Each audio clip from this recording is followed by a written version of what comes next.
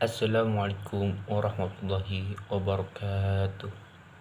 Perkenalkan, nama saya Hilmi Aura Ramadan dengan nomor induk mahasiswa 20.024.348. Saya di sini akan menyampaikan dakwah yang berjudul 4 hal yang harus ada pada diri manusia.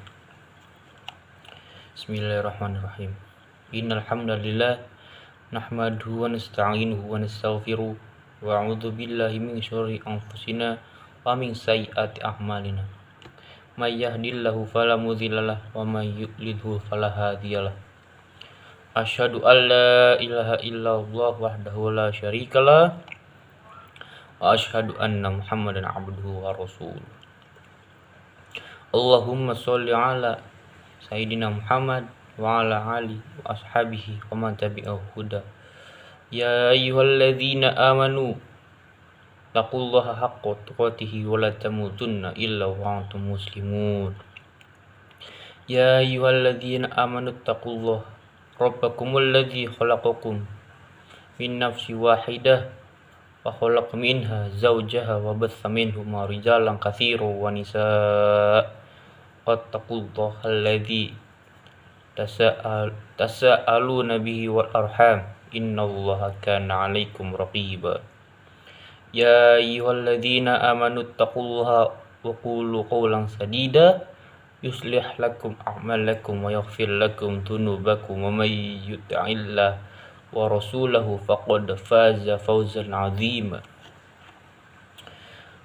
Yang terhormat dosen ilmu dakwah dan teman-teman yang saya banggakan, bersyukur kita kepada Allah Subhanahu wa taala atas anugerah dan nikmatnya yang Allah berikan kepada kita semua. Kita masih diberi kesempatan oleh Allah untuk melaksanakan salah satu yang Allah fardukan kepada kita, yaitu sholat 5 waktu.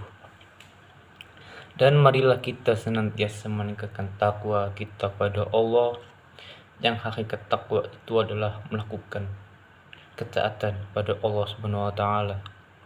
Pertama, kita tidak melakukan maksiat kepadanya.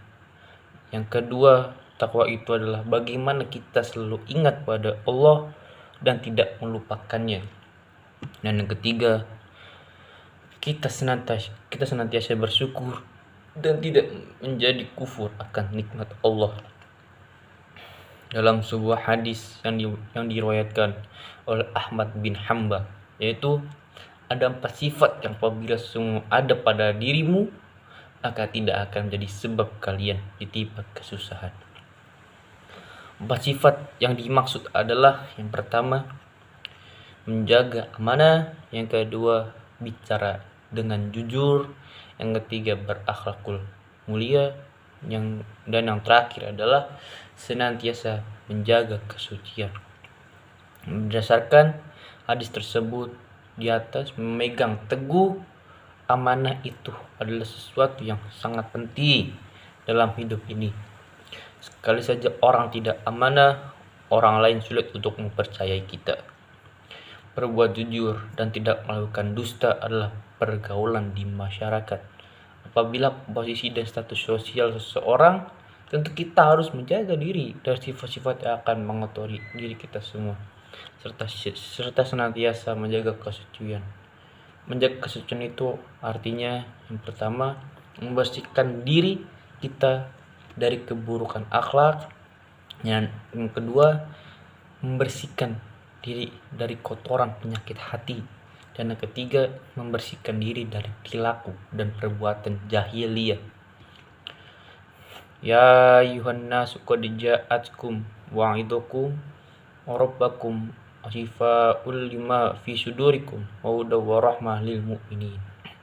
Yang artinya, wahai manusia, sesungguhnya telah datang kepadamu nasihat dan pelajaran dari Rabbmu, penyembuh dari penyakit-penyakit dalam dada, dan petunjuk serta rahmat bagi orang yang beriman. Bagaimana kiat untuk membersihkan hati dan mengembalikan kepada fitrah? Yaitu 3 hal yang harus kita lakukan. Yang pertama, berdoa kepada Allah. Yang kedua, menghilangkan al-ghaflah atau kelalaian. Yang terakhir, melakukan tazkiyatun nafs atau pensucian jiwa. Itu senantiasa tawadu di jalan Allah. Si Abdurrahman As-Sadi mengatakan bahwa Allah Subhanahu wa taala menjadikan akal kepada manusia adalah yang pertama, agar manusia cenderung menganggap baik kepada kebenaran. Yang kedua, agar manusia cenderung menganggap buruk segala yang batil. Dan yang ketiga, karena dalam hukum Islam, kata beliau, apa yang ada dalam hukum Islam atau syariat Islam, baik lahir maupun batin, Allah telah menjadikan pada hati semua makhluknya kecenderungan untuk menerimanya. Maka Allah menjadikan di hati mereka rasa cinta atau rasa kebenaran dan selalu mengutamakan. Itulah hakikat fitrah yang disebutkan dalam ayat tersebut. Akan tetapi masih ada daripada sebagian manusia memutarbalikkan penafsiran ayat Al-Quran yang sangat mulia tersebut, di mana sesuatu yang sudah jelas kebatilannya malah itu yang dianggap sesuatu yang hakiki, dibelanya mati-matian. Begitu yang lainnya, sesuatu yang jelas-jelas hukum haram, maka yang haram itu tetap dikerjakannya dan dianggap sesuatu yang biasa-biasa saja, sehingga ada ungkapan yang menyesatkan, jangankan yang halal, yang haram saja sulit mencarinya. Kenapa hal tersebut bisa terjadi? Padahal misalnya pelakunya adalah seseorang yang tahu di agama, seseorang pejabat, seseorang pemimpin, seorang wakil rakyat, dan atribut sosial lainnya. Hal tersebut disebabkan karena mereka tidak menggunakan akal sehatnya. Akan tetapi akal yang Allah berikan kepada manusia, yang mana manusia dengan akal pikirannya sesungguhnya dapat membedakan antara yang hakiki dan yang batil, yang halal dan yang haram, yang sunnah dan yang bid'ah, yang tauhid dan yang syirik. Akal pikiran yang sehat ini tidak digunakan sebagaimana mestinya, akan tetapi selalu digunakan untuk ngakal-ngakali, sehingga yang haram dijadikan yang halal, yang batil dijadikan yang hakiki, yang bid'ah dikerjakan, yang sunnah malah ditinggalkan. Itulah potret kehidupan manusia. Dari Abu Hurairah bahwa Rasulullah pernah bersabda, yang artinya semua bayi yang baru lahir dilahirkan di atas fitrah, lalu kedua orang tua hanyalah yang menjadikan orang Yahudi, Nasrani atau Majusi. Dari Yad Himar al-Majusi bahwa Rasulullah bersabda, sesungguhnya aku menciptakan para hambaku semua dalam keadaan hanif atau lurus dan cenderung kepada kebenaran, dan sungguh-sungguh kemudian syaitan mendatangi mereka lalu memalingkan mereka dari agama mereka.